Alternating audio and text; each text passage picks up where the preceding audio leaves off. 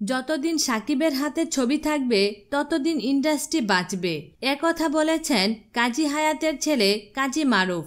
তার মতে বাংলা ছবি চালাতে হলে তারকা লাগবে এবং বিক্রয়যোগ্য তারকা বলতে একমাত্র শাকিব খানকেই বোঝায়। তিনি মুস্তাফিজুর রহমান বাবু পরিচালিত বিধ্বস্ত ছবি শুটিংয়ের অবসরে সাংবাদিকদের সাথে কথা বলেন।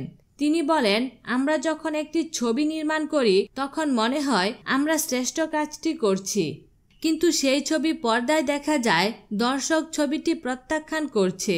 এফডিসিতে বসে ছবি নির্মাণ এবং তার মার্কেটিং এক নয়। শাকিব খান ছাড়া আর কারুর ছবিতেই প্রদর্শকরা অর্থ দিতে চায় না। তিনি বলেন, আমি গত বছর পর্যন্ত ছবি রিলিজ করেছি, দেখলাম কোনো লাভ নেই, এখন ছবির প্রযোজনাও বন্ধ করে দিয়েছি। লাভ হয় না বা দর্শক দেখে না বলে তিনি ছবি প্রযোজনা বন্ধ করে দিয়েছেন, কিন্তু তিনি যেই ছবিতে অভিনয় করছেন সেটি যে বাজারের কাটতি হবে তার নিশ্চয়তা কি? তাহলে তিনি জেনে শুনে অন্য একজন প্রযোজকের ক্ষতি করছেন কেন?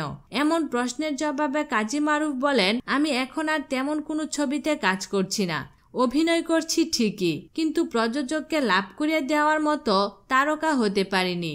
শাকিব খান সত্যিকারের অর্থেই তারকা, প্রদর্শকরা তার ছবিতে টাকা দেন, এজন্য প্রযোজকরা শাকিবের দেওয়া কষ্ট হজম করেও তাকে নিয়ে ছবি বানান, কিন্তু প্রযোজকরা সত্যিকার অর্থেই শাকিবকে নিয়ে লাভবান হন।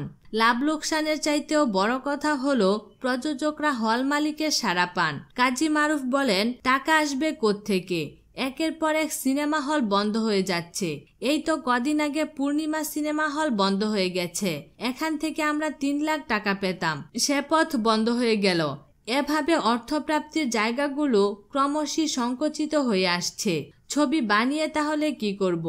বিনোদন জগতের নিত্য নতুন খবরাখবর জানতে আমাদের চ্যানেলটিতে সাবস্ক্রাইব করার জন্য আপনাকে আন্তরিক ধন্যবাদ।